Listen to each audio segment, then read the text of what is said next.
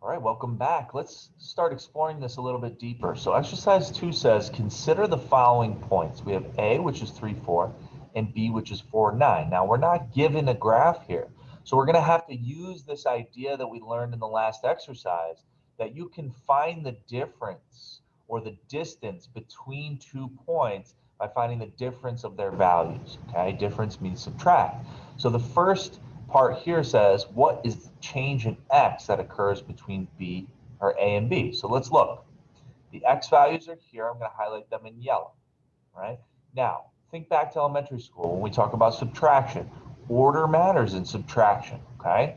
So when we're subtracting these, we need to keep our order the same. And I always like to start with the value from the second point first. So I always like to start, in this case, with the values on the B and then subtract away the values on A. So what do I mean by that? I'm going to start with the x value from B, 4, and then I'm going to subtract away because it's asking for the change, right? The change, in order to find the change, we need to find the distance. In order to find the distance, we decided you can find distance between two values by subtracting them. So we're doing some subtraction here. So I'm going to do 4 minus 3, which we know is 1. Okay, so the change in x, or as it's referred to um, in math, it's called delta x. Okay, so we're actually going to use our little symbols here, and the symbol I'm using is the uh, triangle. Okay, that's what delta means. So the change in x is 1. Okay, now they want to know the change in y. So the change in y, we got to look at our y values. All right, so I'm going to highlight those in green. And again, order matters. I need to start, since with the x's, I started with the b, I have to continue that with the next one. So I'm going to start with the b on the second one, this 9. I'm going to say 9 minus, because again, we're doing difference, so you got to subtract. 9 minus 4, that gives me 5. So now I've found my change in y. Remember, change is this delta. Okay. Okay, so delta y is equal to 5. The reason why I'm doing this is because we're going to look at C, which is our formula. Look at our formula here.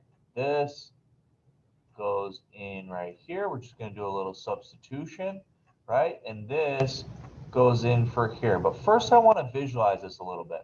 So what does this mean? Well, even though we don't have a graph, I want you to sort of understand what we're looking at here. So pretend this is an A on the graph somewhere, and this is a B on the graph somewhere.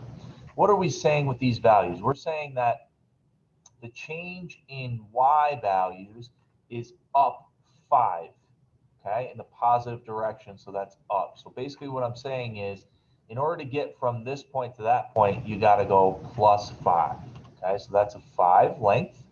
And then we got to go to the right, just 1, okay? So we're finding the slope, right? We're finding the slope, and we are used to finding the slope using our guidelines. So I'm creating a little visual there for what these numbers we found represent. This 5 represents this rise value, the changes in the y's, right? Your vertical guideline. The 1 represents the horizontal guideline, the changes in the x, or what's called the run. All right, so let's put it all together. It says, let's put it together using our formula for slope. So the slope is the change in y's over the change in x. We found the change in y's to be 5, and we found the change in x to be 1.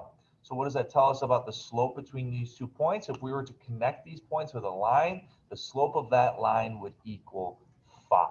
Okay, you guys are going to get a chance to try this on your own, trying to find the slope between 2 points without given the graph. Okay, so good luck, and I'll see you in the next video.